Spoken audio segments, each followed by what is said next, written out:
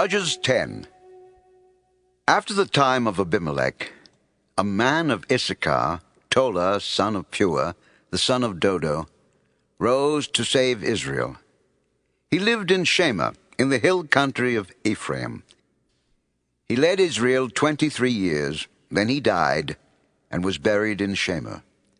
He was followed by Jair of Gilead, who led Israel 22 years. He had 30 sons who rode 30 donkeys. They controlled 30 towns in Gilead, which to this day are called Havoth-Jair.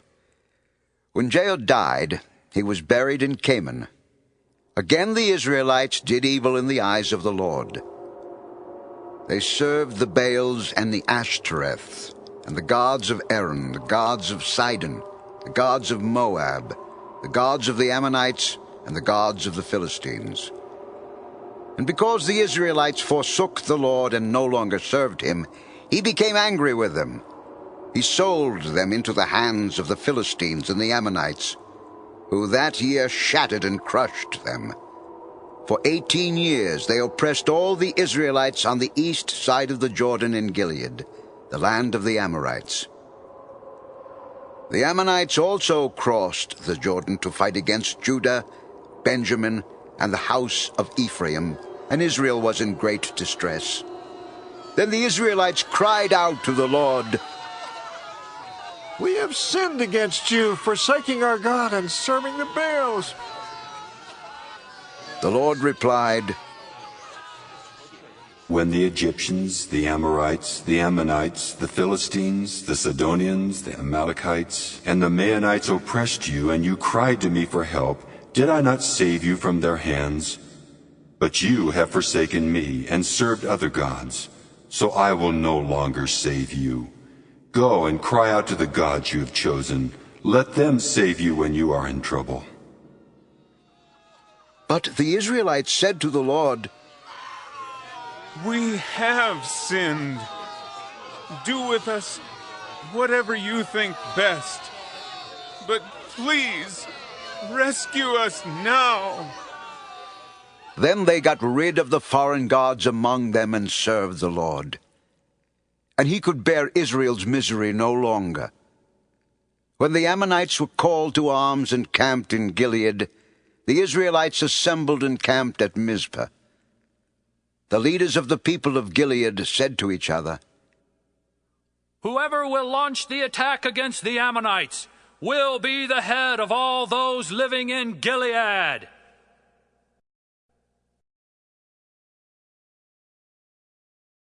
Judges 1.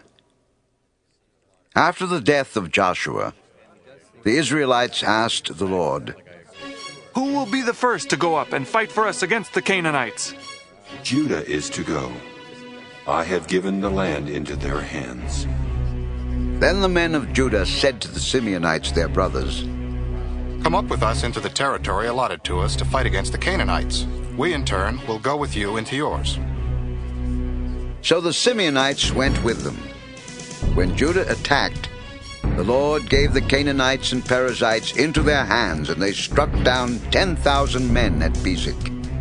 It was there that they found Adoni-Bezek and fought against him, putting to rout the Canaanites and Perizzites. Adoni-Bezek fled, but they chased him and caught him, and cut off his thumbs and big toes. Then Adoni-Bezek said, 70 kings with their thumbs and big toes cut off have picked up scraps under my table. Now God has paid me back for what I did to them." They brought him to Jerusalem, and he died there. The men of Judah attacked Jerusalem also and took it. They put the city to the sword and set it on fire. After that, the men of Judah went down to fight against the Canaanites living in the hill country, the Negev, and the western foothills. They advanced against the Canaanites living in Hebron, formerly called Kiriath Arba, and defeated Sheshai, Ahiman, and Talmai. From there they advanced against the people living in Debah, formerly called Kiriath Sepher. And Caleb said, "I will give my daughter Aksah in marriage to the man who attacks and captures Kiriath Sepher." Othniel, son of Kenaz, Caleb's younger brother, took it. So Caleb gave his daughter Achsah to him in marriage. One day when she came to Othniel, she urged him to ask her father for a field. When she got off her donkey, Caleb asked her, What can I do for you? Do me a special favor. Since you have given me land in the Negev, give me also springs of water. Then Caleb gave her the upper and lower springs. The descendants of Moses' father-in-law the Kenite went up from the city of palms with the men of Judah to live among the people of the desert of Judah in the Negev near Arad. Then the men of Judah went with the Simeonites, their brothers, and attacked the Canaanites living in Zephath, and they totally destroyed the city. Therefore it was called Hormah. The men of Judah also took Gaza, Ashkelon, and Ekron, each city with its territory. The Lord was with the men of Judah. They took possession of the hill country, but they were unable to drive the people from the plains, because they had iron chariots. As Moses had promised, Hebron was given to Caleb, who drove from it the 3 sons of Anak. The Benjamites, however, failed to dislodge the Jebusites, who were living in Jerusalem. To this day, the Jebusites live there with the Benjamites. Now the house of Joseph attacked Bethel, and the Lord was with them. When they sent men to spy out Bethel, formerly called Luz, the spies saw a man coming out of the city, and they said to him, Show us how to get into the city, and we will see that you are treated well. So he showed them, and they put the city to the sword, but spared the man and his whole family. He then went to the land of the Hittites, where he built a city and called it Luz, which is its name to this day. But Manasseh did not drive out the people of Bethshan, or Taanach, or Dor, or Ibleam, or Megiddo, and their surrounding settlements, for the Canaanites were determined to live in that land. When Israel became strong, they pressed the Canaanites into forced labor, but never drove them out completely. Nor did Ephraim drive out the Canaanites living in Gezer, but the Canaanites continued to live there among them. Neither did Zebulun drive out the Canaanites living in Kitron or Nahalol, who remained among them, but they did subject them to forced labor. Nor did Asher drive out those living in Akko or Sidon or Alab or Akzib or Helba or Aphek or Rehob. And because of this the people of Asher lived among the Canaanite inhabitants of the land. Neither did Naphtali drive out those living in Beth-Shemesh or Beth-Anath. But the Naphtalites too lived among the Canaanite inhabitants of the land. And those living in Beth-Shemesh and Beth-Anath became forced laborers for them. The Amorites confined the Danites to the hill country, not allowing them to come down into the plain. And the Amorites were determined also to hold out in Mount Heres, Ajalon, and Shaalbin. But when the power of the house of Joseph increased, they too were pressed into forced labor. The boundary of the Amorites was from Scorpion Pass to Selah and beyond.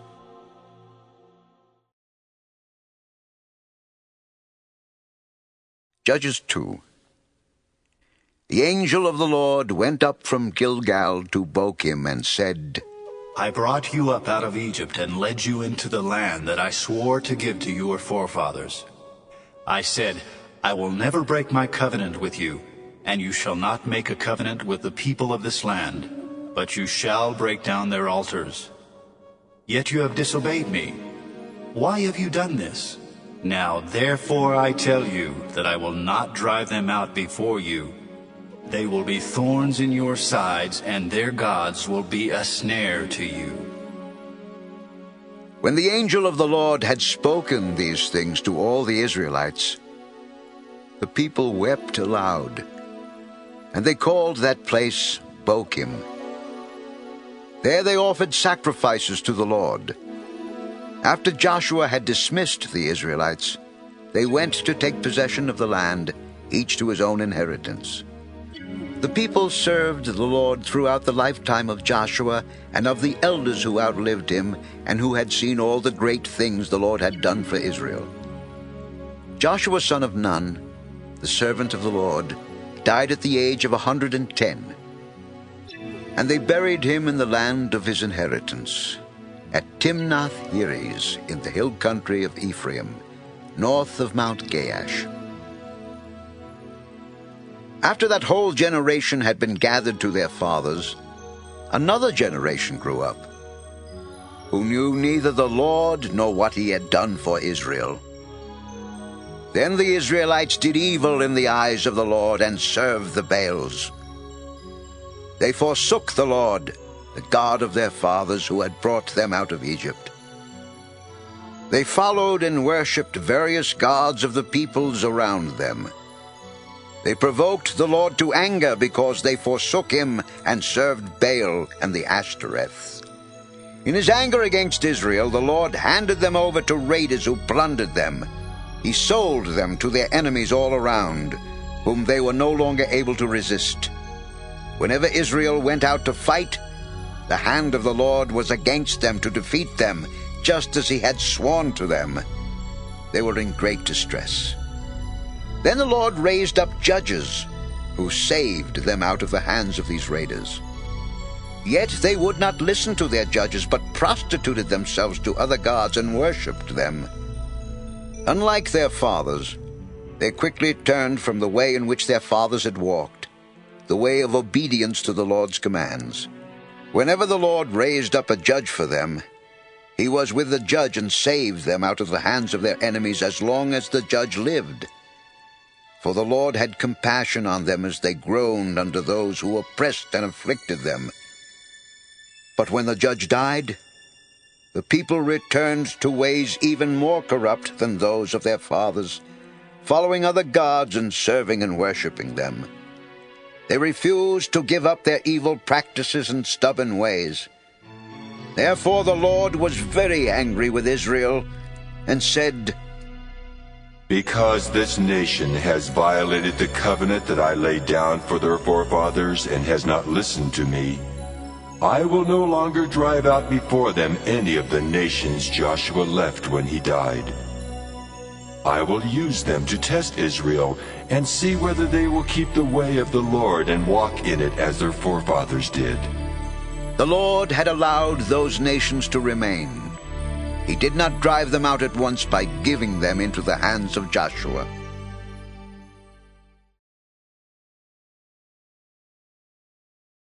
Judges 3. These are the nations the Lord left to test all those Israelites who had not experienced any of the wars in Canaan. He did this only to teach warfare to the descendants of the Israelites who had not had previous battle experience. The 5 rulers of the Philistines, all the Canaanites, the Sidonians, and the Hivites living in the Lebanon mountains, from Mount Baal-Hermon to Lebo-Hamath. They were left to test the Israelites to see whether they would obey the Lord's commands, which he had given their forefathers through Moses. The Israelites lived among the Canaanites, Hittites, Amorites, Perizzites, Hivites, and Jebusites. They took their daughters in marriage and gave their own daughters to their sons, and served their gods. The Israelites did evil in the eyes of the Lord. They forgot the Lord their God, and served the Baals and the Asherahs. The anger of the Lord burned against Israel, so that he sold them into the hands of Cushan-Rishathaim, king of Aram-Naharaim, to whom the Israelites were subject for 8 years. But when they cried out to the Lord, he raised up for them a deliverer, Othniel, son of Kenaz, Caleb's younger brother, who saved them. The Spirit of the Lord came upon him, so that he became Israel's judge and went to war. The Lord gave Cushan-Rishathaim, king of Aram, into the hands of Othniel, who overpowered him. So the land had peace for 40 years, until Othniel, son of Kenaz, died. Once again the Israelites did evil in the eyes of the Lord. And because they did this evil, the Lord gave Eglon, king of Moab, power over Israel. Getting the Ammonites and Amalekites to join him, Eglon came and attacked Israel, and they took possession of the city of palms. The Israelites were subject to Eglon, king of Moab, for 18 years. Again the Israelites cried out to the Lord, and he gave them a deliverer, Ehud, a left-handed man, the son of Gera the Benjamite. The Israelites sent him with tribute to Eglon, king of Moab. Now Ehud had made a double-edged sword about 1.5 feet long, which he strapped to his right thigh under his clothing. He presented the tribute to Eglon, king of Moab, who was a very fat man. After Ehud had presented the tribute, he sent on their way the men who had carried it.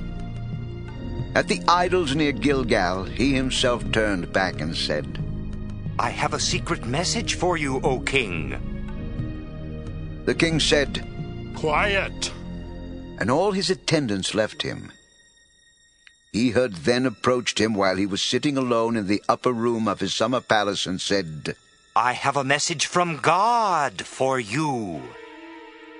As the king rose from his seat, Ehud reached with his left hand, drew the sword from his right thigh, and plunged it into the king's belly. Even the handle sank in after the blade which came out his back. Ehud did not pull the sword out, and the fat closed in over it. Then Ehud went out to the porch. He shut the doors of the upper room behind him and locked them. After he had gone, the servants came and found the doors of the upper room locked. They said, He must be relieving himself in the inner room of the house. They waited to the point of embarrassment. But when he did not open the doors of the room, they took a key and unlocked them. There they saw their lord fallen to the floor, dead. While they waited, Ehud got away. He passed by the idols and escaped to Seirah. When he arrived there, he blew a trumpet in the hill country of Ephraim. And the Israelites went down with him from the hills, with him leading them. He ordered, Follow me, for the Lord has given Moab, your enemy, into your hands.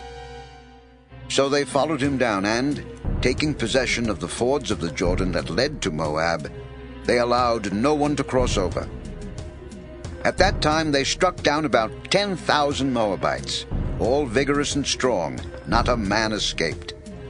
That day Moab was made subject to Israel, and the land had peace for 80 years. After Ehud came Shamgar, son of Anath, who struck down 600 Philistines with an ox goad. He too saved Israel.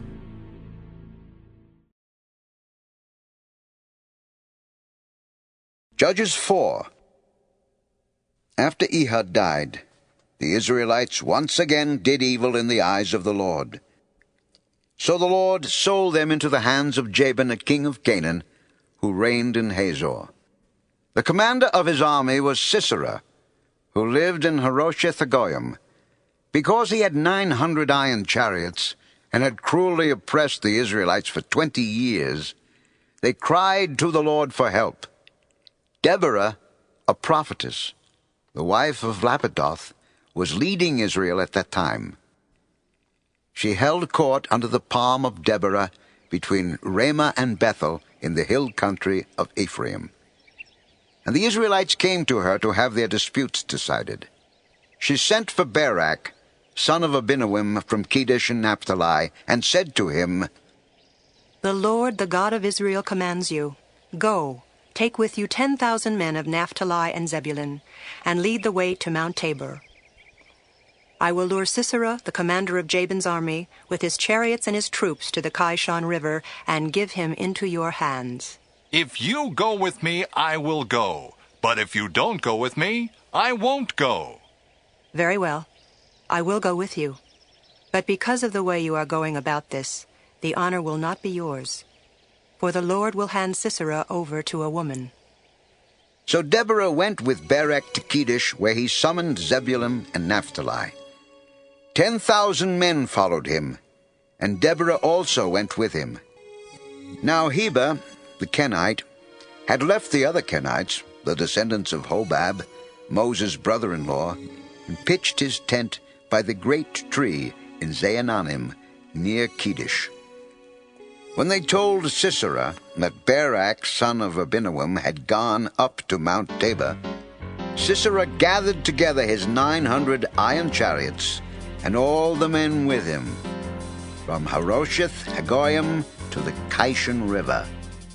Then Deborah said to Barak, Go! This is the day the Lord has given Sisera into your hands. Has not the Lord gone ahead of you?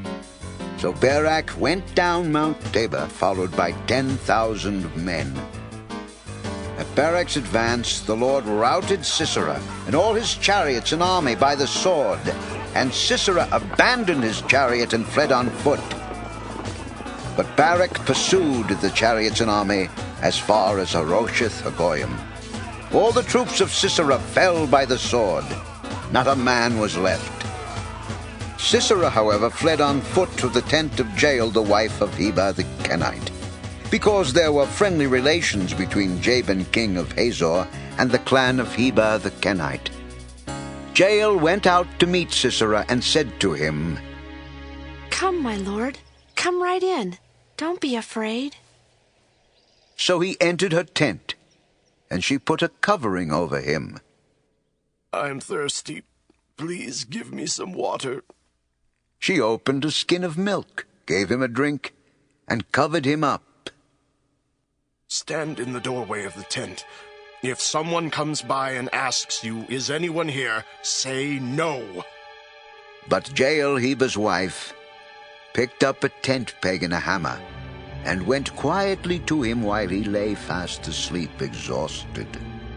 She drove the peg through his temple into the ground, and he died. Barak came by in pursuit of Sisera, and Jael went out to meet him. Come, I will show you the man you're looking for. So he went in with her, and there lay Sisera, with the tent peg through his temple, dead. On that day God subdued Jabin, the Canaanite king, before the Israelites.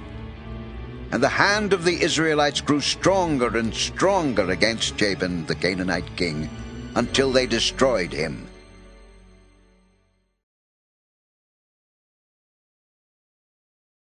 Judges 5. On that day Deborah and Barak, son of Abinoam, sang this song. When the princes in Israel take the lead, when the people willingly offer themselves, praise the Lord. Hear this, you kings. Listen, you rulers. I will sing to the Lord. I will sing. I will make music to the Lord, the God of Israel. O Lord, when you went out from Seir, when you marched from the land of Edom, the earth shook. The heavens poured, the clouds poured down water. The mountains quaked before the Lord, the one of Sinai, before the Lord, the God of Israel. In the days of Shamgar, son of Anath, in the days of Jael, the roads were abandoned. Travelers took to winding paths. Village life in Israel ceased until I, Deborah, arose a mother in Israel. When they chose new gods, war came to the city gates, and not a shield or spear was seen among 40,000 in Israel. My heart is with Israel's princes, with the willing volunteers among the people. Praise the Lord! You who ride on white donkeys, sitting on your saddle blankets, and you who walk along the road, consider the voice of the singers at the watering places. They recite the righteous acts of the Lord, the righteous acts of his warriors in Israel. Then the people of the Lord went down to the city gates. Wake up, Deborah! Wake up, break out in song! Arise, O Barak! Take captive your captives, O son of Abinoam! Then the men who were left came down to the nobles. The people of the Lord came to me with the mighty. Some came from Ephraim, whose roots were in Amalek. Benjamin was with the people who followed you. From Maker, captains came down. From Zebulun, those who bear a commander's staff. The princes of Issachar were with Deborah. Yes, Issachar was with Barak, rushing after him into the valley. In the districts of Reuben there was much searching of heart. Why did you stay among the campfires to hear the whistling for the flocks? In the districts of Reuben there was much searching of heart. Gilead stayed beyond the Jordan. And Dan, why did he linger by the ships? Asher remained on the coast and stayed in his coves. The people of Zebulun risked their very lives. So did Naphtali on the heights of the field. Kings came, they fought. The kings of Canaan fought at Taanach by the waters of Megiddo. But they carried off no silver, no plunder. From the heavens the stars fought. From their courses they fought against Sisera. The river Kishon swept them away, the age-old river, the river Kishon. March on, my soul, be strong. Then thundered the horse's hooves. Galloping, galloping go his mighty steeds. Curse Meroz, said the angel of the Lord. Curse its people bitterly, because they did not come to help the Lord against the mighty. Most blessed of women be Jael, the wife of Heber the Kenite, most blessed of tent-dwelling women. He asked for water, and she gave him milk. In a bowl fit for nobles, she brought him curdled milk. Her hand reached for the tent peg, her right hand for the workman's hammer. She struck Sisera. She crushed his head. She shattered and pierced his temple. At her feet he sank. He fell. There he lay. At her feet he sank. He fell. Where he sank, there he fell. Dead. Through the window peered Sisera's mother. Behind the lattice she cried out, "Why is his chariot so long in coming? Why is the clatter of his chariots delayed?" The wisest of her ladies answer her. Indeed, she keeps saying to herself, "Are they not finding and dividing the spoils? A girl or two for each man, colorful garments as plunder for Sisera, colorful garments embroidered, highly embroidered garments for my neck. All this is plunder." So may all your enemies perish, O Lord, but may they who love you be like the sun when it rises in its strength. Then the land had peace 40 years.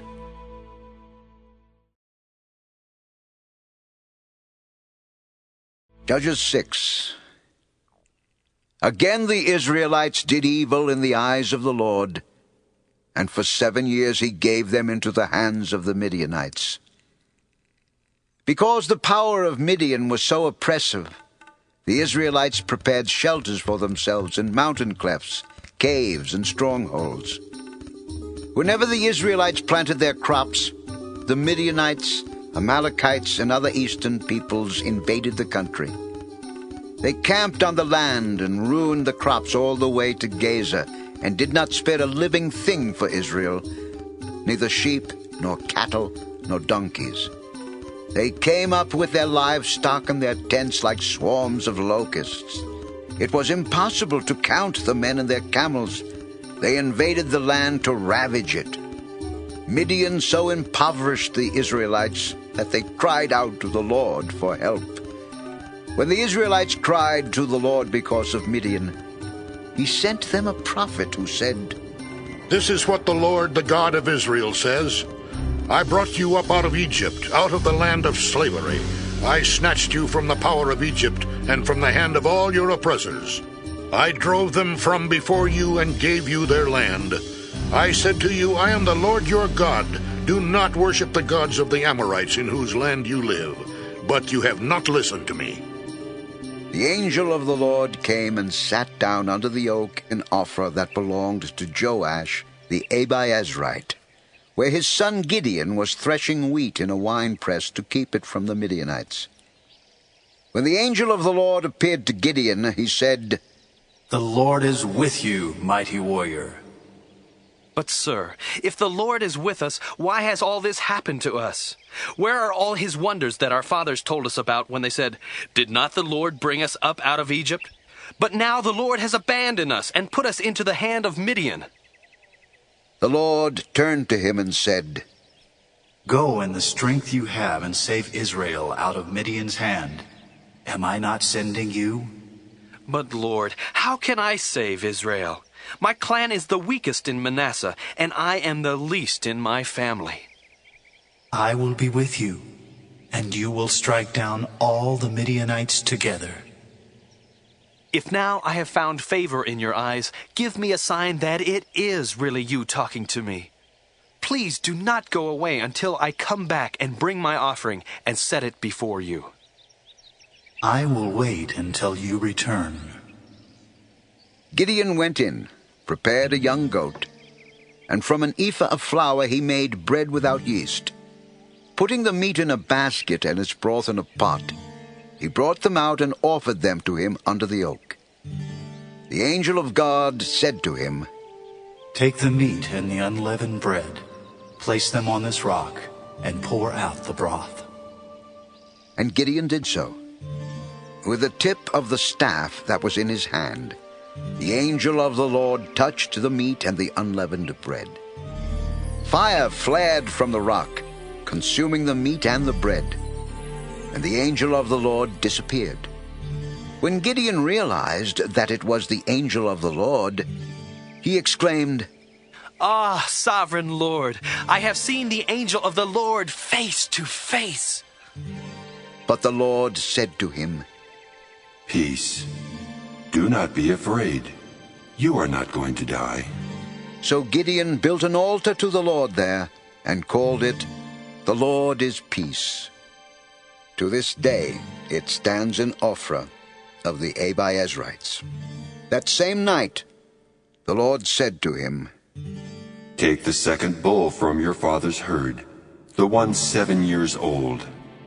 Tear down your father's altar to Baal and cut down the Asherah pole beside it. Then build a proper kind of altar to the Lord your God on the top of this height.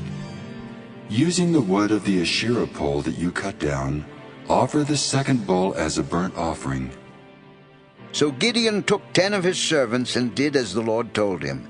But because he was afraid of his family and the men of the town, he did it at night rather than in the daytime. In the morning, when the men of the town got up, there was Baal's altar demolished, with the Asherah pole beside it cut down and the second bull sacrificed on the newly built altar. They asked each other, Who did this? When they carefully investigated, they were told, Gideon, son of Joash, did it. The men of the town demanded of Joash, Bring out your son. He must die because he has broken down Baal's altar and cut down the Asherah pole beside it. But Joash replied to the hostile crowd around him, Are you going to plead Baal's cause? Are you trying to save him? Whoever fights for him shall be put to death by morning. If Baal really is a god, he can defend himself when someone breaks down his altar. So that day they called Gideon Jerubbaal, saying, Let Baal contend with him, because he broke down Baal's altar. Now all the Midianites, Amalekites, and other eastern peoples joined forces and crossed over the Jordan and camped in the valley of Jezreel.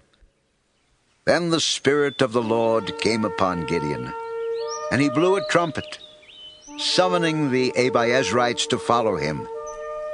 He sent messengers throughout Manasseh, calling them to arms, and also into Asher, Zebulun, and Naphtali, so that they too went up to meet them. Gideon said to God, If you will save Israel by my hand as you have promised, look, I will place a wool fleece on the threshing floor. If there is dew only on the fleece and all the ground is dry, then I will know that you will save Israel by my hand, as you said.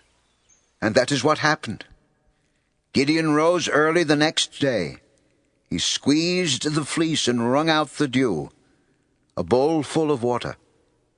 Then Gideon said to God, Do not be angry with me. Let me make just one more request. Allow me one more test with the fleece. This time, make the fleece dry and the ground covered with dew. That night God did so. Only the fleece was dry. All the ground was covered with dew.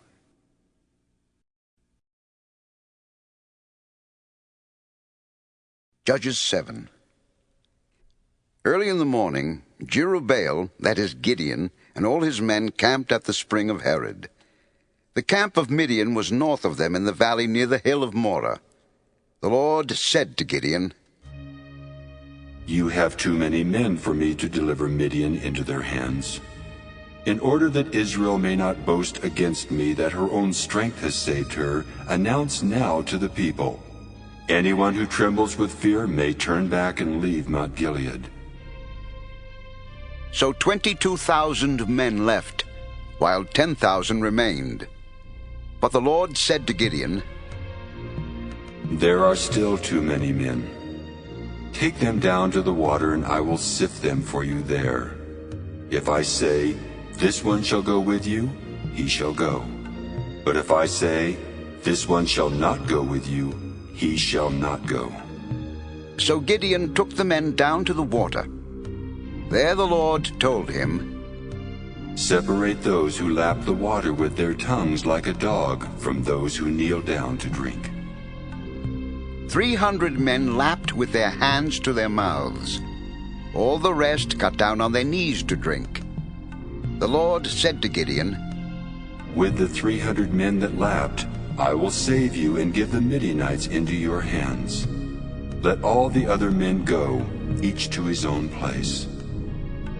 So Gideon sent the rest of the Israelites to their tents, but kept the 300, who took over the provisions and trumpets of the others. Now the camp of Midian lay below him in the valley. During that night the Lord said to Gideon, Get up, go down against the camp, because I am going to give it into your hands. If you are afraid to attack, go down to the camp with your servant Purah and listen to what they are saying. Afterward you will be encouraged to attack the camp. So he and Purah his servant went down to the outposts of the camp. The Midianites, the Amalekites, and all the other eastern peoples had settled in the valley, thick as locusts.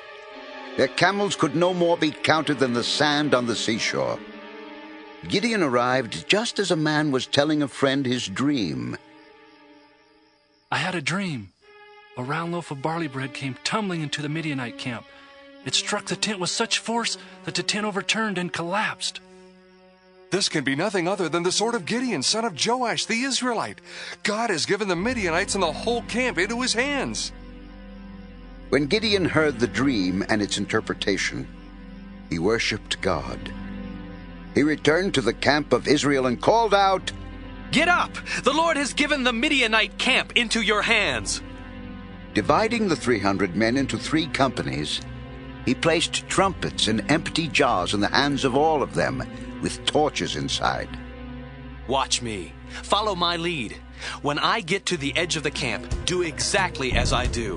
When I and all who are with me blow our trumpets, then from all around the camp blow yours and shout, For the Lord and for Gideon. Gideon and the 100 men with him reached the edge of the camp at the beginning of the middle watch, just after they had changed the guard. They blew their trumpets and broke the jars that were in their hands. The 3 companies blew the trumpets and smashed the jars. Grasping the torches in their left hands and holding in their right hands the trumpets they were to blow, they shouted,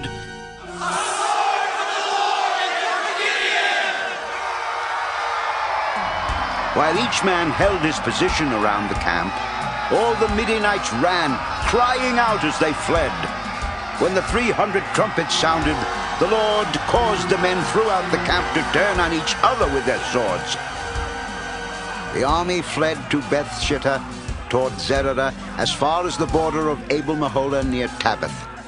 Israelites from Naphtali, Asher, and all Manasseh were called out, and they pursued the Midianites, Gideon sent messages throughout the hill country of Ephraim, saying, "Come down against the Midianites and seize the waters of the Jordan ahead of them as far as Beth-barah." So all the men of Ephraim were called out, and they took the waters of the Jordan as far as Beth-barah. They also captured 2 of the Midianite leaders, Oreb and Zeeb. They killed Oreb at the rock of Oreb, and Zeeb at the winepress of Zeeb. They pursued the Midianites and brought the heads of Oreb and Zeeb to Gideon, who was by the Jordan.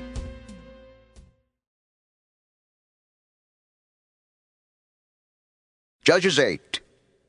Now the Ephraimites asked Gideon, "Why have you treated us like this?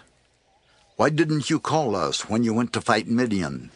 And they criticized him sharply, but he answered them, "What have I accomplished compared to you? Aren't the gleanings of Ephraim's grapes better than the full grape harvest of Abiezer? God gave Oreb and Zeeb, the Midianite leaders, into your hands. What was I able to do compared to you?" At this, their resentment against him subsided. Gideon and his 300 men, exhausted yet keeping up the pursuit, came to the Jordan and crossed it. He said to the men of Succoth, "Give my troops some bread. They are worn out, and I am still pursuing Zebah and Zalmunna, the kings of Midian." But the officials of Succoth said, "Do you already have the hands of Zebah and Zalmunna in your possession? Why should we give bread to your troops?" Then Gideon replied, "Just for that, when the Lord has given Zebah and Zalmunna into my hand, I will tear your flesh with desert thorns and briars." From there he went up to Peniel and made the same request of them. But they answered as the men of Succoth had.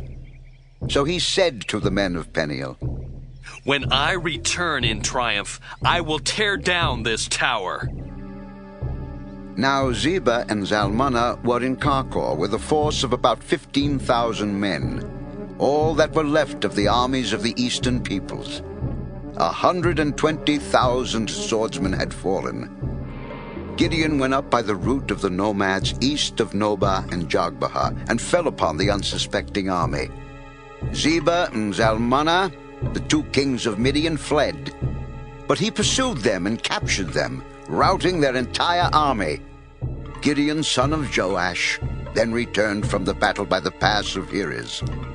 He caught a young man of Succoth and questioned him. And the young man wrote down for him the names of the 77 officials of Succoth, the elders of the town.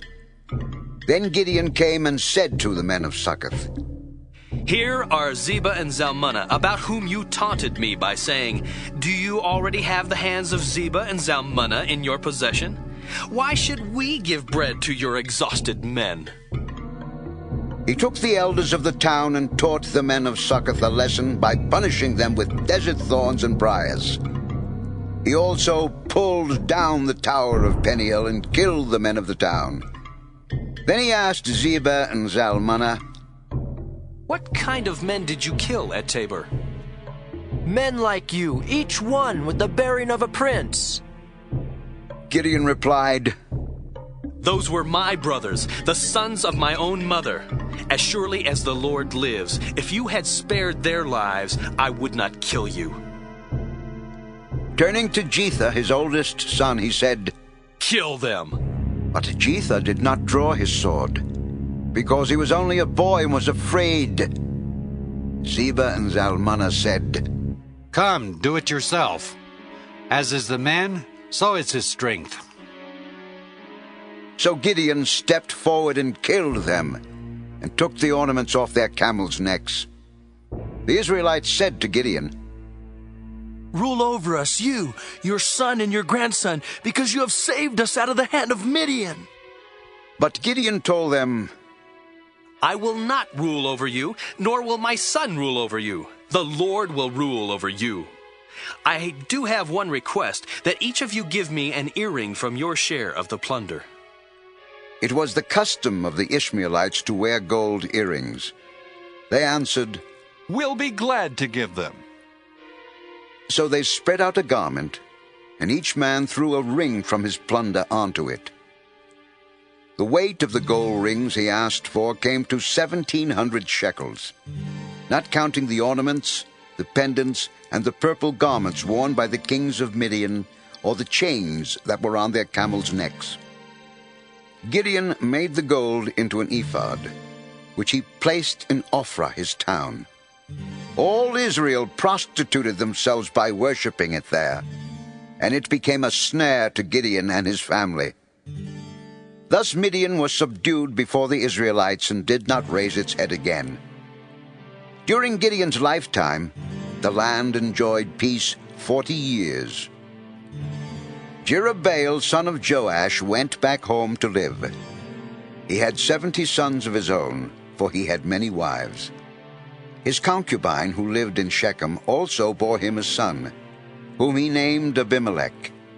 Gideon, son of Joash, died at a good old age, and was buried in the tomb of his father Joash in Ophrah of the Abiezrites. No sooner had Gideon died than the Israelites again prostituted themselves to the Baals. They set up Baal-berith as their god, and did not remember the Lord their God, who had rescued them from the hands of all their enemies on every side. They also failed to show kindness to the family of Jerubbaal, that is Gideon, for all the good things he had done for them.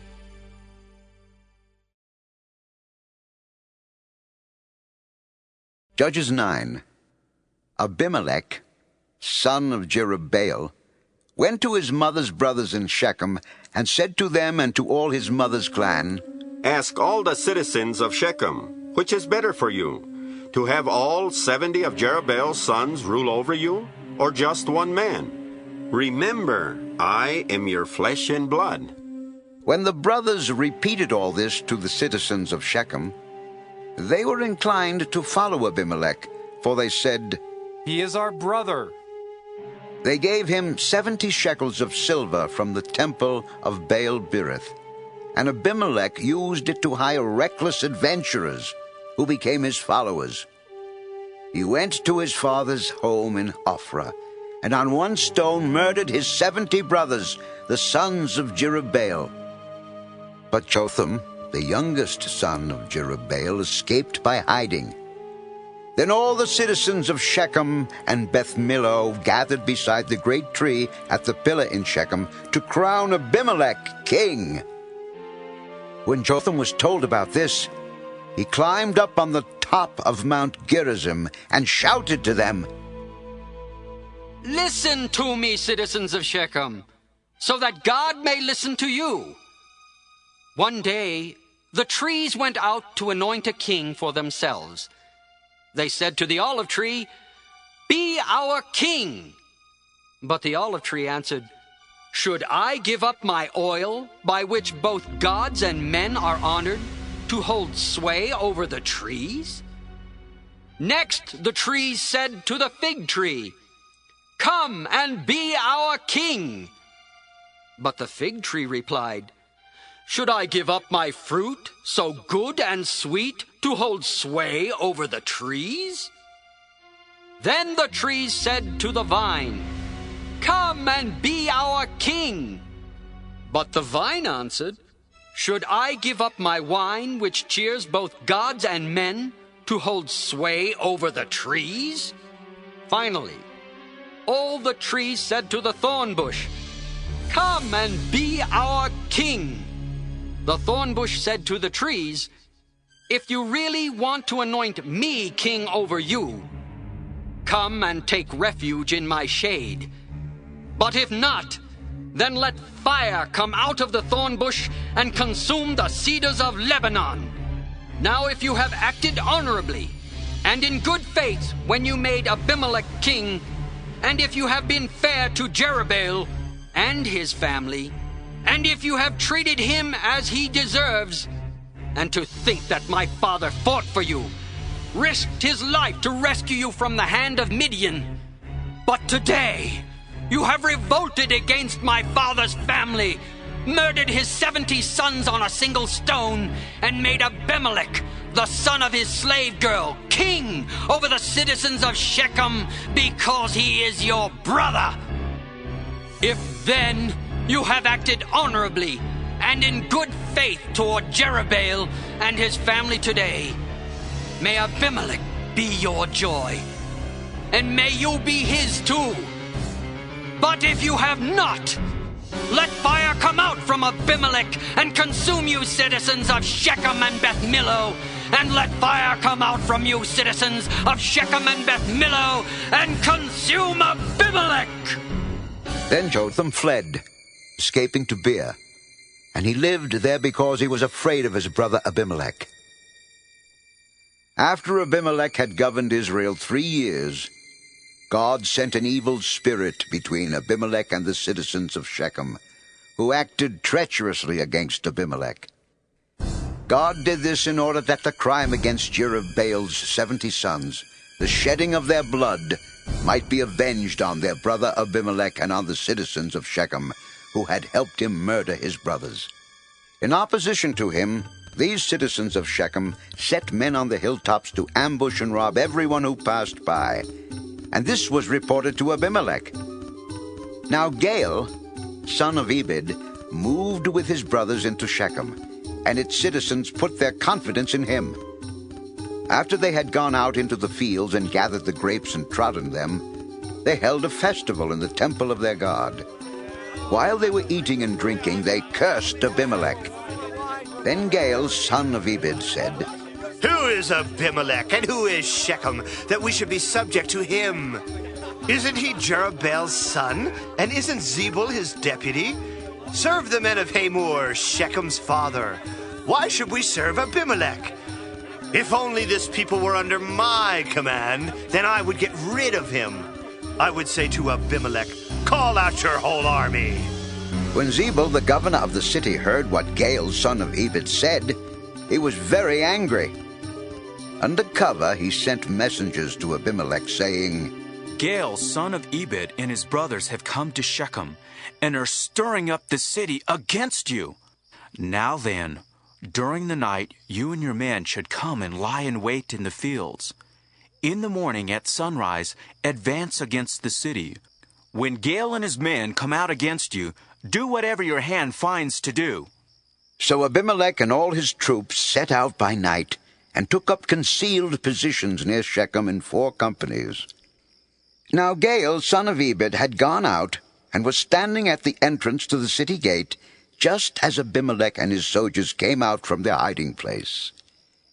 When Gaal saw them, he said to Zebul, Look, people are coming down from the tops of the mountains. Zebul replied, You mistake the shadows of the mountains for men. But Gaal spoke up again. Look, people are coming down from the center of the land, and a company is coming from the direction of the soothsayer's tree. Then Zebul said to him, Where is your big talk now? You who said, Who is Abimelech that we should be subject to him? Aren't these the men you ridiculed? Go out and fight them. So Gaal led out the citizens of Shechem and fought Abimelech. Abimelech chased him, and many fell wounded in the flight, all the way to the entrance to the gate. Abimelech stayed in Arumah, and Zebul drove Gaal and his brothers out of Shechem. The next day the people of Shechem went out to the fields, and this was reported to Abimelech. So he took his men, divided them into 3 companies, and set an ambush in the fields. When he saw the people coming out of the city, he rose to attack them. Abimelech and the companies with him rushed forward to a position at the entrance to the city gate. Then 2 companies rushed upon those in the fields and struck them down. All that day, Abimelech pressed his attack against the city until he had captured it and killed its people. Then he destroyed the city and scattered salt over it. On hearing this, the citizens in the tower of Shechem went into the stronghold of the temple of El-Berith. When Abimelech heard that they had assembled there, he and all his men went up Mount Zalmon. He took an axe and cut off some branches, which he lifted to his shoulders. He ordered the men with him, Quick, do what you have seen me do. So all the men cut branches and followed Abimelech. They piled them against the stronghold and set it on fire over the people inside.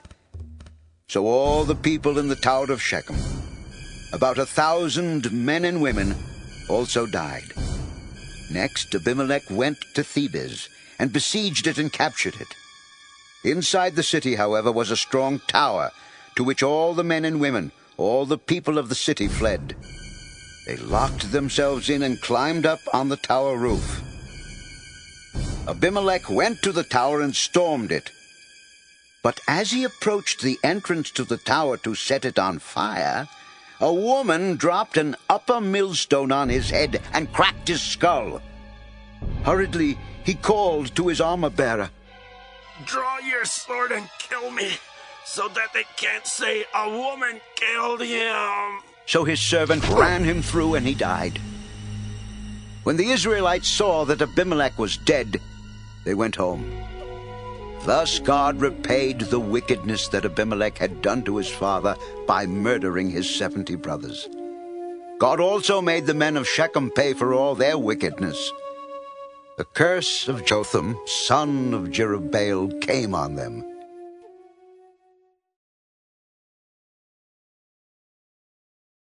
Judges 11. Jephthah, the Gileadite, was a mighty warrior. His father was Gilead. His mother was a prostitute.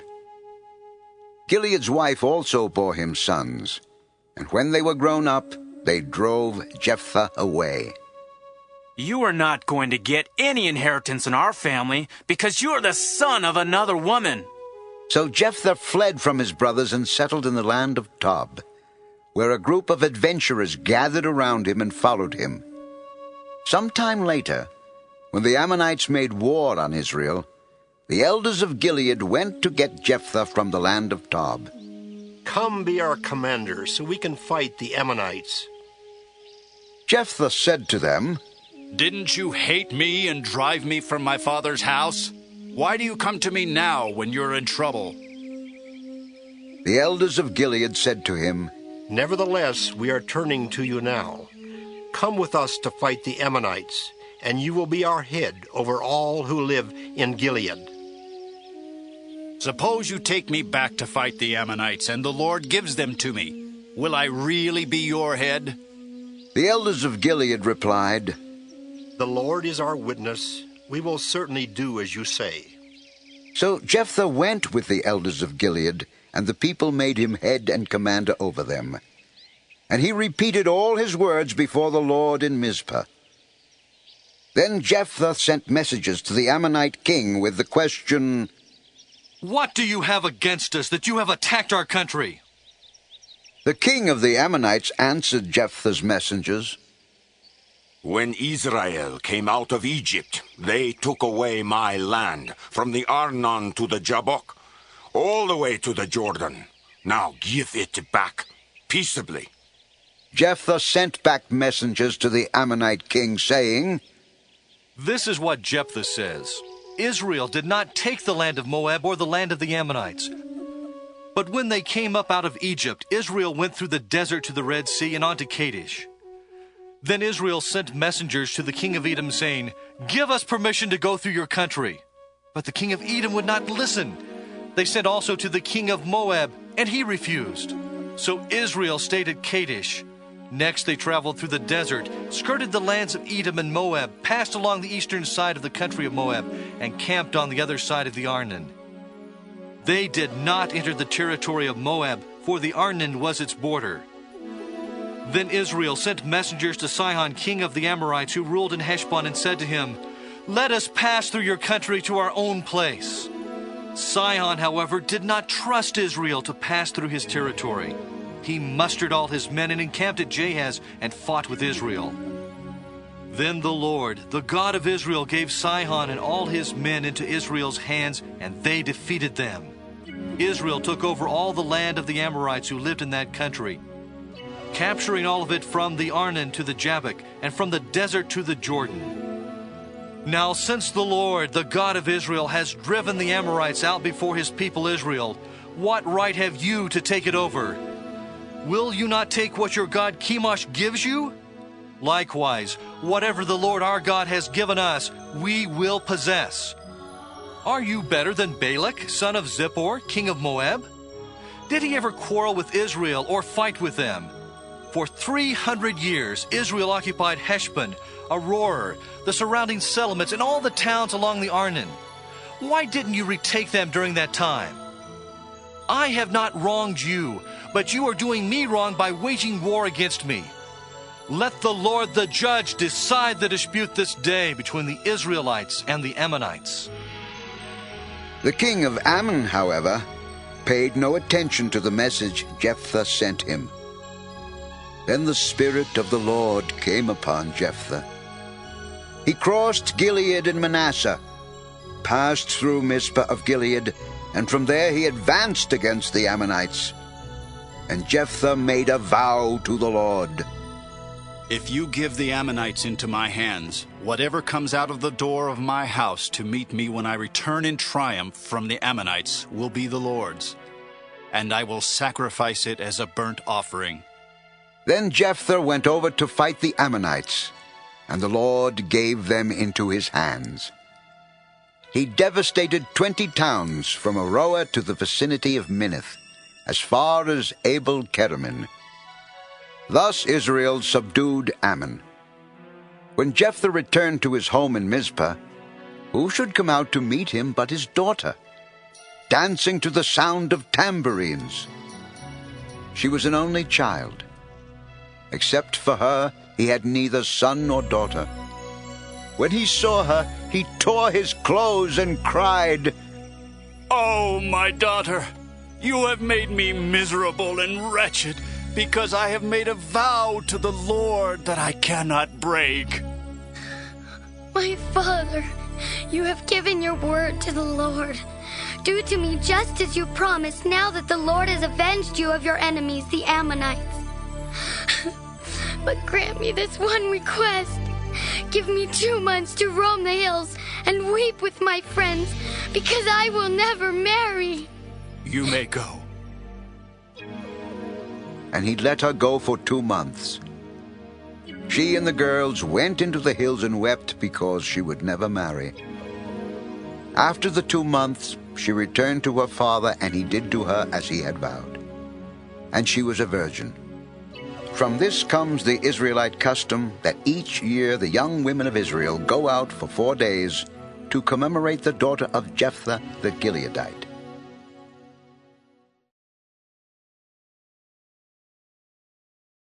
Judges 12.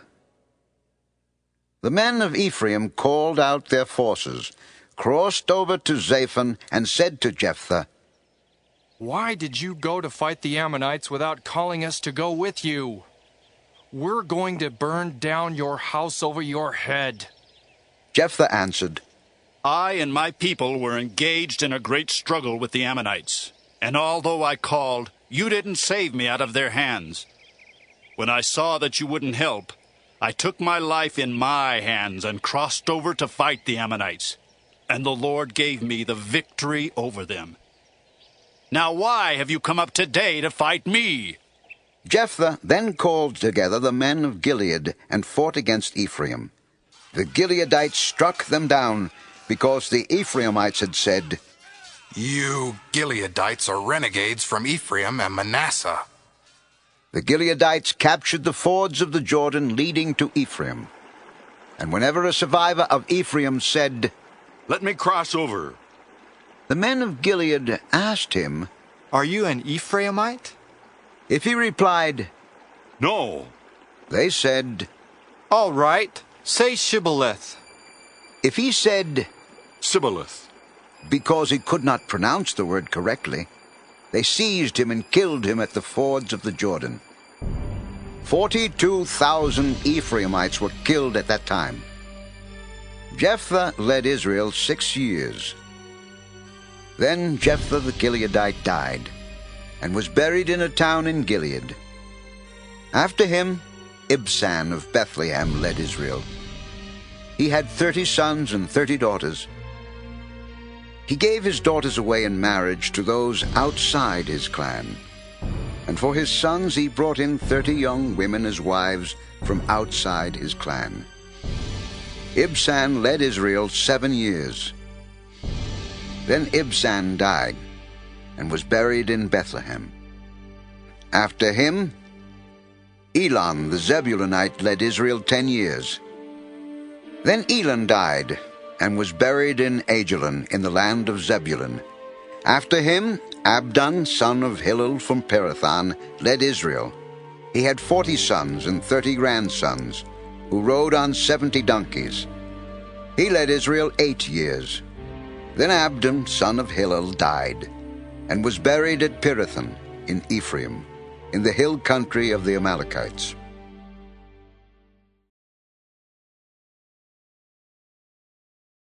Judges 13. Again the Israelites did evil in the eyes of the Lord. So the Lord delivered them into the hands of the Philistines for 40 years. A certain man of Zorah named Manoah from the clan of the Danites had a wife who was sterile and remained childless. The angel of the Lord appeared to her and said, "You are sterile and childless, but you are going to conceive and have a son. Now see to it that you drink no wine or other fermented drink, and that you do not eat anything unclean, because you will conceive and give birth to a son. No razor may be used on his head, because the boy is to be a Nazirite, set apart to God from birth. And he will begin the deliverance of Israel from the hands of the Philistines." Then the woman went to her husband and told him, "A man of God came to me. He looked like an angel of God, very awesome. I didn't ask him where he came from, and he didn't tell me his name. But he said to me, 'You will conceive and give birth to a son. Now then, drink no wine or other fermented drink, and do not eat anything unclean, because the boy will be a Nazirite of God from birth until the day of his death.'" Then Manoah prayed to the Lord, "O Lord, I beg you, let the man of God you sent to us come again to teach us how to bring up the boy who is to be born." God heard Manoah, and the angel of God came again to the woman while she was out in the field. But her husband Manoah was not with her. The woman hurried to tell her husband, "He's here, the man who appeared to me the other day." Manoah got up and followed his wife. When he came to the man, he said, "Are you the one who talked to my wife?" "I am." "When your words are fulfilled, what is to be the rule for the boy's life and work?" The angel of the Lord answered, "Your wife must do all that I have told her. She must not eat anything that comes from the grapevine, nor drink any wine or other fermented drink, nor eat anything unclean. She must do everything I have commanded her." Manoah said to the angel of the Lord, "We would like you to stay until we prepare a young goat for you." The angel of the Lord replied, "Even though you detain me, I will not eat any of your food. But if you prepare a burnt offering, offer it to the Lord." Manoah did not realize that it was the angel of the Lord.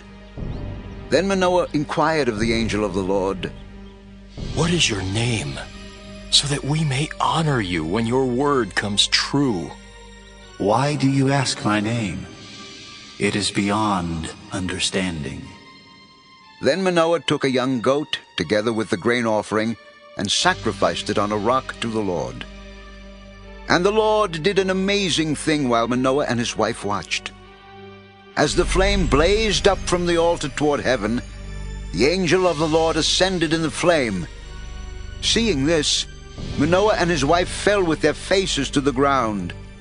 When the angel of the Lord did not show himself again to Manoah and his wife, Manoah realized that it was the angel of the Lord. "We are doomed to die! We have seen God!" But his wife answered, "If the Lord had meant to kill us, he would not have accepted a burnt offering and grain offering from our hands, nor shown us all these things, or now told us this." The woman gave birth to a boy and named him Samson. He grew, and the Lord blessed him. And the Spirit of the Lord began to stir him while he was in Mahanadan, between Zorah and Eshtaol.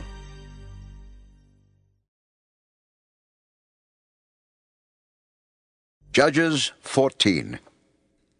Samson went down to Timnah and saw there a young Philistine woman. When he returned, he said to his father and mother, I have seen a Philistine woman in Timnah. Now get her for me as my wife. His father and mother replied, Isn't there an acceptable woman among your relatives, or among all our people? Must you go to the uncircumcised Philistines to get a wife? But Samson said to his father, Get her for me. She's the right one for me. His parents did not know that this was from the Lord, who was seeking an occasion to confront the Philistines, for at that time they were ruling over Israel. Samson went down to Timnah together with his father and mother. As they approached the vineyards of Timnah, suddenly a young lion came roaring toward him. The Spirit of the Lord came upon him in power, so that he tore the lion apart with his bare hands, as he might have torn a young goat. But he told neither his father nor his mother what he had done. Then he went down and talked with the woman, and he liked her. Some time later, when he went back to marry her, he turned aside to look at the lion's carcass. In it was a swarm of bees and some honey, which he scooped out with his hands and ate as he went along. When he rejoined his parents, he gave them some, and they too ate it. But he did not tell them that he had taken the honey from the lion's carcass. Now his father went down to see the woman, and Samson made a feast there, as was customary for bridegrooms. When he appeared, he was given 30 companions. Let me tell you a riddle. If you can give me the answer within the 7 days of the feast, I will give you 30 linen garments and 30 sets of clothes. If you can't tell me the answer, you must give me 30 linen garments and 30 sets of clothes. Tell us your riddle. Let's hear it. He replied, Out of the eater, something to eat. Out of the strong, something sweet.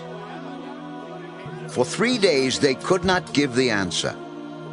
On the 4th day they said to Samson's wife, Coax your husband into explaining the riddle for us, or we will burn you and your father's household to death. Did you invite us here to rob us? Then Samson's wife threw herself on him, sobbing, You hate me. You don't really love me. You've given my people a riddle, but you haven't told me the answer. I haven't even explained it to my father or mother, so why should I explain it to you?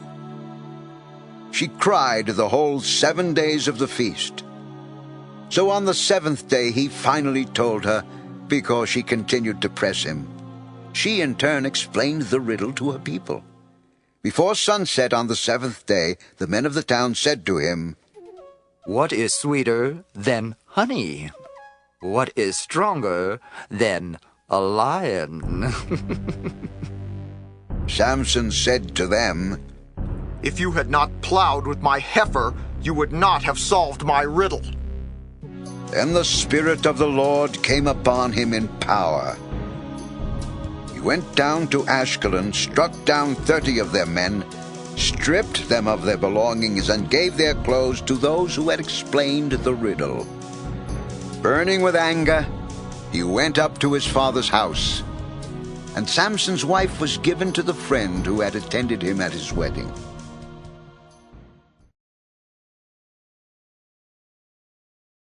Judges 15. Later on, at the time of wheat harvest, Samson took a young goat and went to visit his wife. He said, I'm going to my wife's room. But her father would not let him go in. I was so sure you thoroughly hated her that I gave her to your friend. Isn't her younger sister more attractive? Take her instead. Samson said to them, This time I have a right to get even with the Philistines. I will really harm them. So he went out and caught 300 foxes and tied them tail to tail in pairs. He then fastened a torch to every pair of tails, lit the torches, and let the foxes loose in the standing grain of the Philistines. He burned up the shocks and standing grain together with the vineyards and olive groves. When the Philistines asked, "Who did this?" they were told, "Samson, the Timnite's son-in-law, because his wife was given to his friend." So the Philistines went up and burned her and her father to death. Samson said to them, "Since you've acted like this, I won't stop until I get my revenge on you." He attacked them viciously and slaughtered many of them. Then he went down and stayed in a cave in the rock of Etam. The Philistines went up and camped in Judah, spreading out near Lehi. The men of Judah asked, "Why have you come to fight us?" "We have come to take Samson prisoner, to do to him as he did to us." Then 3,000 men from Judah went down to the cave in the rock of Etam and said to Samson, "Don't you realize that the Philistines are rulers over us? What have you done to us?" "I merely did to them what they did to me." "We've come to tie you up and hand you over to the Philistines." "Swear to me that you won't kill me yourselves." "Agreed. We will only tie you up and hand you over to them."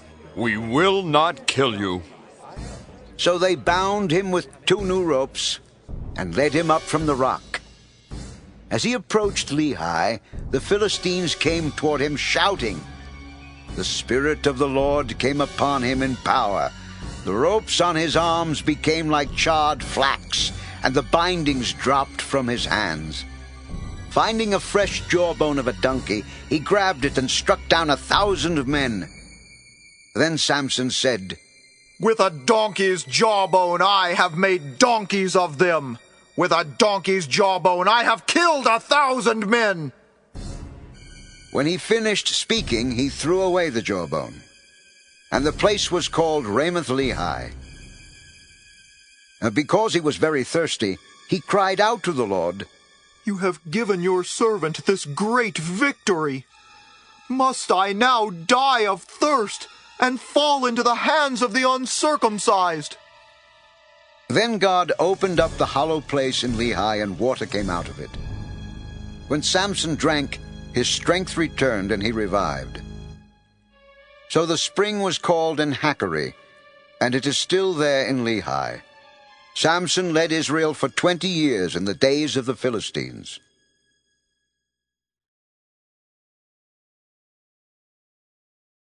Judges 16. One day Samson went to Gaza, where he saw a prostitute. He went in to spend the night with her. The people of Gaza were told, "Samson is here." So they surrounded the place and lay in wait for him all night at the city gate. They made no move during the night, saying, "At dawn we'll kill him." But Samson lay there only until the middle of the night. Then he got up and took hold of the doors of the city gate, together with the 2 posts, and tore them loose, bar and all. He lifted them to his shoulders and carried them to the top of the hill that faces Hebron. Some time later, he fell in love with a woman in the valley of Sorek, whose name was Delilah. The rulers of the Philistines went to her and said, "See if you can lure him into showing you the secret of his great strength, and how we can overpower him, so we may tie him up and subdue him. Each one of us will give you 1,100 shekels of silver." So Delilah said to Samson, "Tell me the secret of your great strength and how you can be tied up and subdued." "If anyone ties me with 7 fresh thongs that have not been dried, I'll become as weak as any other man." Then the rulers of the Philistines brought her 7 fresh thongs that had not been dried, and she tied him with them. With men hidden in the room, she called to him, "Samson, the Philistines are upon you." But he snapped the thongs as easily as a piece of string snaps when it comes close to a flame. So the secret of his strength was not discovered. Then Delilah said to Samson, "You have made a fool of me. You lied to me. Come now, tell me how you can be tied." If anyone ties me securely with new ropes that have never been used, I'll become as weak as any other man. So Delilah took new ropes and tied him with them. Then, with men hidden in the room, she called to him. "Samson, the Philistines are upon you." But he snapped the ropes off his arms as if they were threads. Delilah then said to Samson, "Until now you have been making a fool of me and lying to me. Tell me how you can be tied." If you weave the 7 braids of my head into the fabric on the loom and tighten it with the pin, I'll become as weak as any other man. So while he was sleeping, Delilah took the 7 braids of his head, wove them into the fabric, and tightened it with the pin. Again she called to him, "Samson, the Philistines are upon you." He awoke from his sleep and pulled up the pin in the loom with the fabric. Then she said to him, "How can you say I love you when you won't confide in me? This is the 3rd time you have made a fool of me and haven't told me the secret of your great strength." With such nagging, she prodded him day after day until he was tired to death. So he told her everything. No razor has ever been used on my head, because I have been a Nazirite set apart to God since birth. If my head were shaved, my strength would leave me, and I would become as weak as any other man. When Delilah saw that he had told her everything, she sent word to the rulers of the Philistines. "Come back once more. He has told me everything." So the rulers of the Philistines returned with the silver in their hands. Having put him to sleep on her lap, she called a man to shave off the 7 braids of his hair, and so began to subdue him. And his strength left him. Then she called, "Samson, the Philistines are upon you." He awoke from his sleep and thought, I'll go out as before and shake myself free. But he did not know that the Lord had left him. Then the Philistines seized him, gouged out his eyes, and took him down to Gaza. Binding him with bronze shackles, they set him to grinding in the prison. But the hair on his head began to grow again after it had been shaved. Now the rulers of the Philistines assembled to offer a great sacrifice to Dagon their god, and to celebrate, saying, Our God has delivered Samson, our enemy, into our hands. When the people saw him, they praised their god, saying, Our God has delivered our enemy into our hands, the one who laid waste our land and multiplied our slain. While they were in high spirits, they shouted, Bring out Samson to entertain us! So they called Samson out of the prison, and he performed for them.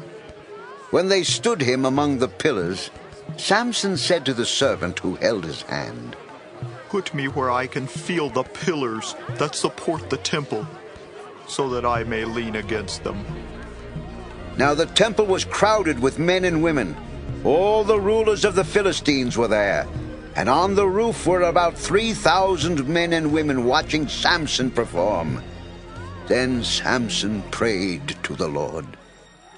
O sovereign Lord, remember me.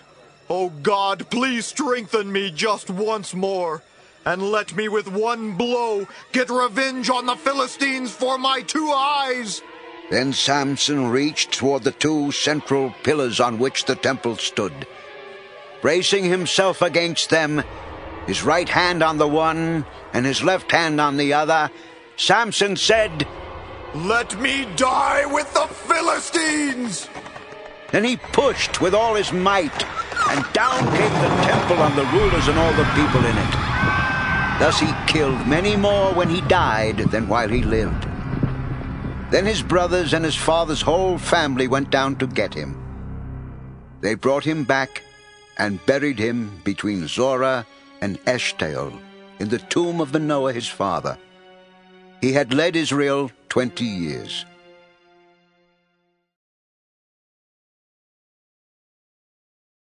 Judges 17. Now a man named Micah from the hill country of Ephraim said to his mother, "The 1,100 shekels of silver that were taken from you, and about which I heard you utter a curse, I have that silver with me. I took it." Then his mother said, "The Lord bless you, my son." When he returned the 1,100 shekels of silver to his mother, she said, "I solemnly consecrate my silver to the Lord for my son to make a carved image and a cast idol. I will give it back to you." So he returned the silver to his mother, and she took 200 shekels of silver and gave them to a silversmith, who made them into the image and the idol. And they were put in Micah's house. Now this man Micah had a shrine, and he made an ephod and some idols, and installed one of his sons as his priest. In those days Israel had no king. Everyone did as he saw fit. A young Levite from Bethlehem in Judah, who had been living within the clan of Judah, left that town in search of some other place to stay. On his way he came to Micah's house in the hill country of Ephraim. Micah asked him, "Where are you from?" "I'm a Levite from Bethlehem in Judah, and I'm looking for a place to stay." "Live with me, and be my father and priest, and I'll give you 10 shekels of silver a year, your clothes and your food." So the Levite agreed to live with him, and the young man was to him like one of his sons. Then Micah installed the Levite, and the young man became his priest and lived in his house. And Micah said, "Now I know that the Lord will be good to me, since this Levite has become my priest."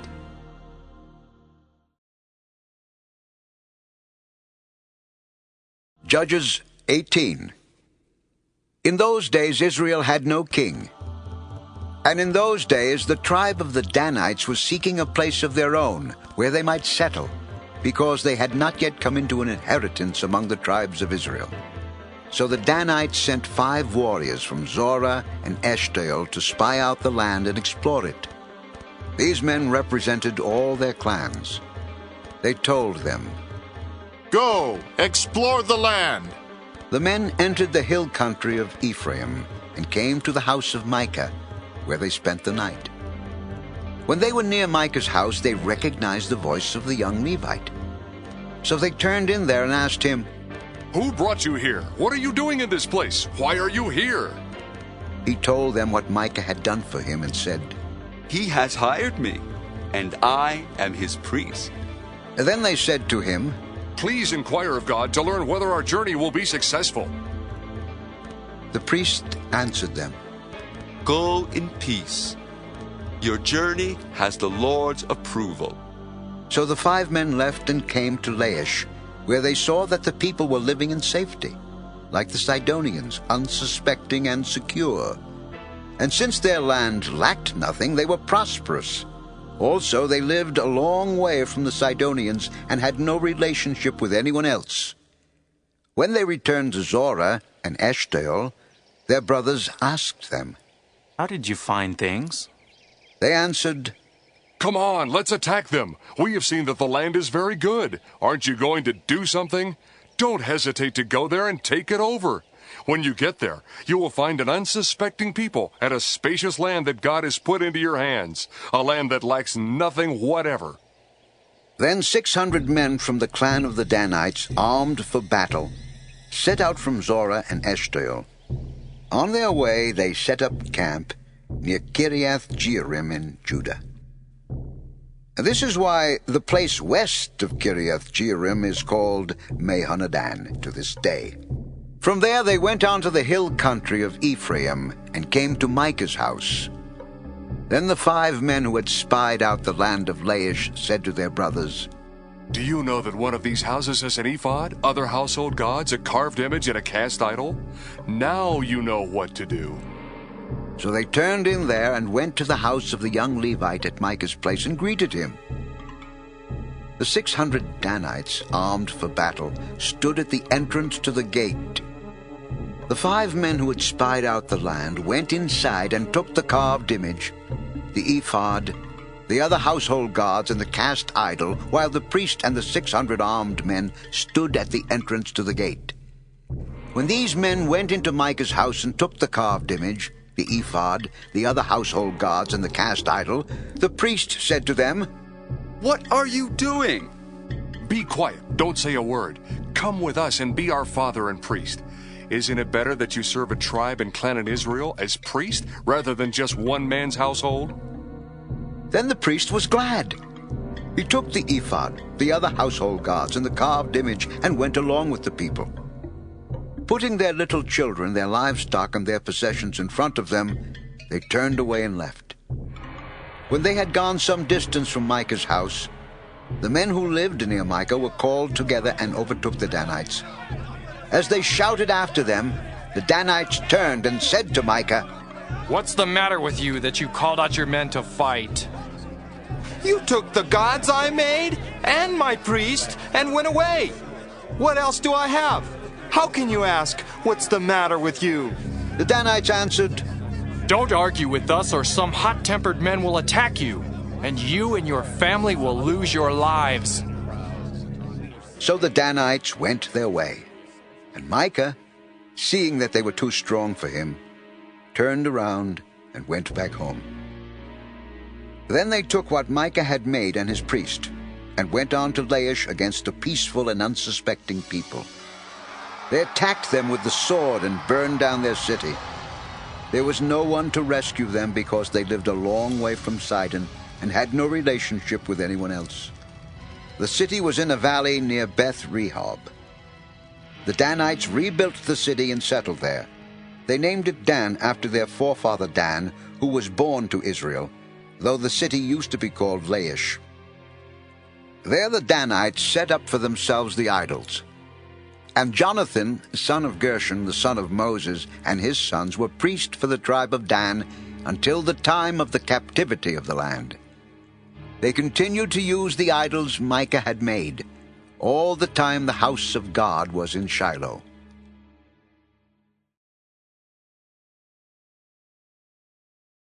Judges 19. In those days Israel had no king. Now a Levite who lived in a remote area in the hill country of Ephraim took a concubine from Bethlehem in Judah. But she was unfaithful to him. She left him and went back to her father's house in Bethlehem, Judah. After she had been there 4 months, her husband went to her to persuade her to return. He had with him his servant and 2 donkeys. She took him into her father's house, and when her father saw him, he gladly welcomed him. His father-in-law, the girl's father, prevailed upon him to stay. So he remained with him 3 days, eating and drinking and sleeping there. On the 4th day, they got up early, and he prepared to leave. But the girl's father said to his son-in-law, "Refresh yourself with something to eat, then you can go." So the 2 of them sat down to eat and drink together. Afterward, the girl's father said, "Please stay tonight and enjoy yourself." And when the man got up to go, his father-in-law persuaded him, so he stayed there that night. On the morning of the 5th day, when he rose to go, the girl's father said, "Refresh yourself. Wait till afternoon." So the 2 of them ate together. Then when the man with his concubine and his servant got up to leave, his father-in-law, the girl's father, said, "Now look, it's almost evening. Spend the night here. The day is nearly over. Stay and enjoy yourself. Early tomorrow morning you can get up and be on your way home." But unwilling to stay another night, the man left and went toward Jebus, that is, Jerusalem, with his 2 saddled donkeys and his concubine. When they were near Jebus and the day was almost gone, the servant said to his master, "Come, let's stop at this city of the Jebusites and spend the night." His master replied, "No, we won't go into an alien city whose people are not Israelites. We will go on to Gibeah. Come, Let's try to reach Gibeah or Ramah and spend the night at one of those places. So they went on, and the sun set as they neared Gibeah in Benjamin. There they stopped to spend the night. They went and sat in the city square, but no one took them into his home for the night. That evening an old man from the hill country of Ephraim, who was living in Gibeah, the men of the place were Benjamites, came in from his work in the fields. When he looked and saw the traveler in the city square, the old man asked, "Where are you going? Where did you come from?" We are on our way from Bethlehem in Judah to a remote area in the hill country of Ephraim where I live. I have been to Bethlehem in Judah, and now I'm going to the house of the Lord. No one has taken me into his house. We have both straw and fodder for our donkeys, and bread and wine for ourselves, your servants, me, your maidservant, and the young man with us. We don't need anything." "You are welcome at my house. Let me supply whatever you need. Only don't spend the night in the square." So he took him into his house and fed his donkeys. After they had washed their feet, they had something to eat and drink. While they were enjoying themselves, some of the wicked men of the city surrounded the house. Pounding on the door, they shouted to the old man who owned the house, "Bring out the man who came to your house so we can have sex with him." The owner of the house went outside and said to them, "No, my friends, don't be so vile. Since this man is my guest, don't do this disgraceful thing. Look, here is my virgin daughter and his concubine. I will bring them out to you now, and you can use them and do to them whatever you wish. But to this man, don't do such a disgraceful thing." But the men would not listen to him. So the man took his concubine and sent her outside to them. And they raped her and abused her throughout the night. And at dawn they let her go. At daybreak the woman went back to the house where her master was staying, fell down at the door and lay there until daylight. When her master got up in the morning and opened the door of the house and stepped out to continue on his way, there lay his concubine, fallen in the doorway of the house, with her hands on the threshold. He said to her, "Get up! Let's go!" But there was no answer. Then the man put her on his donkey and set out for home.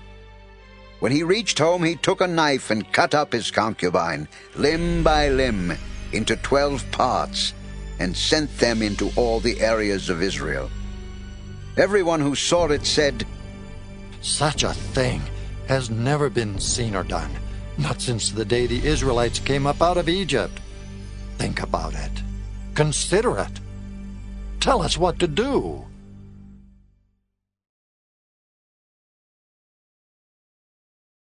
Judges 20. Then all the Israelites from Dan to Beersheba and from the land of Gilead came out as one man and assembled before the Lord in Mizpah. The leaders of all the people of the tribes of Israel took their places in the assembly of the people of God, 400,000 soldiers armed with swords. The Benjamites heard that the Israelites had gone up to Mizpah. Then the Israelites said, "Tell us how this awful thing happened." So the Levite, the husband of the murdered woman, said, "I and my concubine came to Gibeah in Benjamin to spend the night. During the night, the men of Gibeah came after me and surrounded the house, intending to kill me. They raped my concubine, and she died. I took my concubine, cut her into pieces, and sent one piece to each region of Israel's inheritance, because they committed this lewd and disgraceful act in Israel. Now, all you Israelites, speak up and give your verdict." All the people rose as one man, saying, "None of us will go home. No, not one of us will return to his house. But now this is what we'll do to Gibeah. We'll go up against it as the lot directs. We'll take 10 men out of every 100 from all the tribes of Israel, and 100 from 1,000, and 1,000 from 10,000 to get provisions for the army. Then when the army arrives at Gibeah in Benjamin, it can give them what they deserve for all this vileness done in Israel. So all the men of Israel got together and united as one man against the city. The tribes of Israel sent men throughout the tribe of Benjamin, saying, "What about this awful crime that was committed among you? Now surrender those wicked men of Gibeah, so that we may put them to death and purge the evil from Israel." But the Benjamites would not listen to their fellow Israelites. From their towns they came together at Gibeah to fight against the Israelites. At once the Benjamites mobilized 26,000 swordsmen from their towns, in addition to 700 chosen men from those living in Gibeah. Among all these soldiers there were 700 chosen men who were left-handed, each of whom could sling a stone at a hair and not miss. Israel, apart from Benjamin, mustered 400,000 swordsmen, all of them fighting men.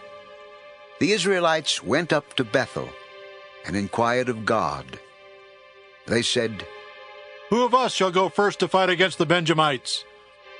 The Lord replied, "Judah shall go first." The next morning the Israelites got up and pitched camp near Gibeah. The men of Israel went out to fight the Benjamites and took up battle positions against them at Gibeah. The Benjamites came out of Gibeah and cut down 22,000 Israelites on the battlefield that day.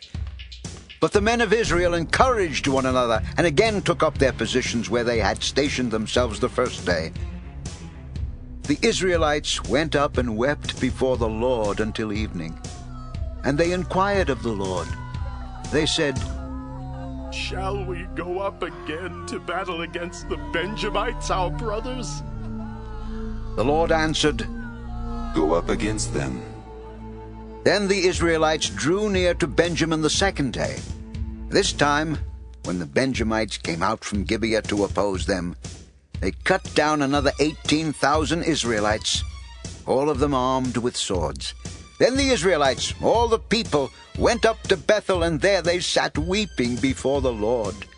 They fasted that day until evening and presented burnt offerings and fellowship offerings to the Lord. And the Israelites inquired of the Lord. In those days the ark of the covenant of God was there, with Phinehas, son of Eleazar, the son of Aaron, ministering before it. They asked, "Shall we go up again to battle with Benjamin our brother, or not?" The Lord responded, "Go, for tomorrow I will give them into your hands." Then Israel set an ambush around Gibeah. They went up against the Benjamites on the third day and took up positions against Gibeah as they had done before. The Benjamites came out to meet them and were drawn away from the city. They began to inflict casualties on the Israelites as before, so that about 30 men fell in the open field and on the roads, the one leading to Bethel and the other to Gibeah. While the Benjamites were saying, "We are defeating them as before," the Israelites were saying, "Let's retreat and draw them away from the city to the roads." All the men of Israel moved from their places and took up positions at Baal Tamar. And the Israelite ambush charged out of its place on the west of Gibeah. Then 10,000 of Israel's finest men made a frontal attack on Gibeah. The fighting was so heavy that the Benjamites did not realize how near disaster was.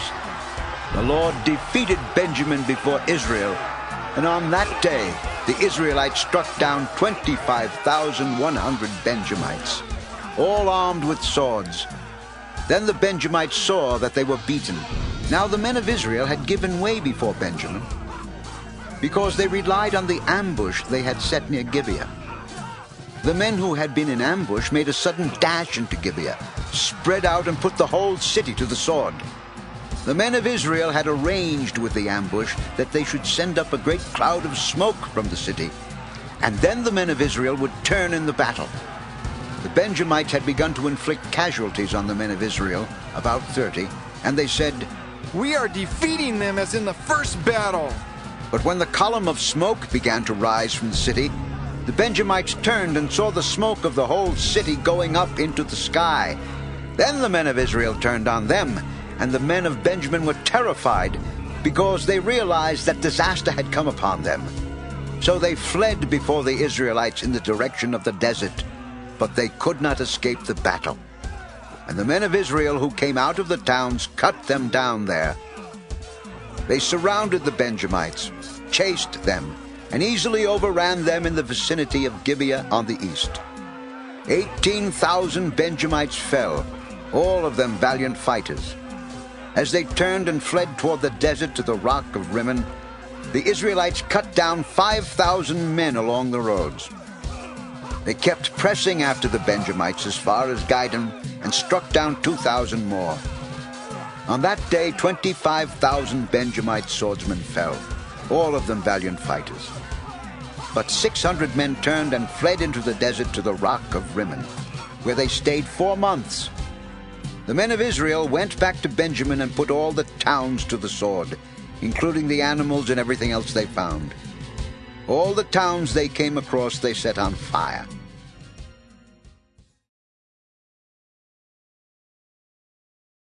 Judges 21. The men of Israel had taken an oath at Mizpah. Not one of us will give his daughter in marriage to a Benjamite. The people went to Bethel, where they sat before God until evening, raising their voices and weeping bitterly. Oh, Lord, the God of Israel, why has this happened to Israel? Why should one tribe be missing from Israel today? Early the next day, the people built an altar and presented burnt offerings and fellowship offerings. Then the Israelites asked, Who from all the tribes of Israel has failed to assemble before the Lord? For they had taken a solemn oath that anyone who failed to assemble before the Lord at Mizpah should certainly be put to death. Now the Israelites grieved for their brothers, the Benjamites. Today one tribe is cut off from Israel. How can we provide wives for those who are left, since we have taken an oath by the Lord not to give them any of our daughters in marriage? Which one of the tribes of Israel failed to assemble before the Lord at Mizpah? They discovered that no one from Jabesh Gilead had come to the camp for the assembly. For when they counted the people, they found that none of the people of Jabesh Gilead were there. So the assembly sent 12,000 fighting men with instructions to go to Jabesh Gilead and put to the sword those living there, including the women and children. This is what you are to do. Kill every male and every woman who is not a virgin. They found among the people living in Jabesh Gilead 400 young women who had never slept with a man. And they took them to the camp at Shiloh in Canaan. Then the whole assembly sent an offer of peace to the Benjamites at the rock of Rimmon. So the Benjamites returned at that time and were given the women of Jabesh Gilead who had been spared. But there were not enough for all of them. The people grieved for Benjamin, because the Lord had made a gap in the tribes of Israel. And the elders of the assembly said, With the women of Benjamin destroyed, how shall we provide wives for the men who are left? The Benjamite survivors must have heirs so that a tribe of Israel will not be wiped out. We can't give them our daughters as wives, since we Israelites have taken this oath, Cursed be anyone who gives a wife to a Benjamite. But look, there is the annual festival of the Lord in Shiloh, to the north of Bethel and east of the road that goes from Bethel to Shechem and to the south of Lebanon. So they instructed the Benjamites, saying, Go and hide in the vineyards and watch. When the girls of Shiloh come out to join in the dancing, then rush from the vineyards, and each of you seize a wife from the girls of Shiloh and go to the land of Benjamin. When their fathers or brothers complain to us, we will say to them, Do us a kindness by helping them, because we did not get wives for them during the war, and you are innocent, since you did not give your daughters to them. So that is what the Benjamites did. While the girls were dancing, each man caught one and carried her off to be his wife. Then they returned to their inheritance and rebuilt the towns and settled in them. At that time the Israelites left that place and went home to their tribes and clans, each to his own inheritance. In those days Israel had no king. Everyone did as he saw fit. Thank you for joining us on this Bible journey today. If this reading blessed you, please like this video to support our mission, subscribe to continue walking through the Bible with us, and share it with someone who needs God's Word in their life. Together, let's grow in faith, one day at a time. See you in the next reading.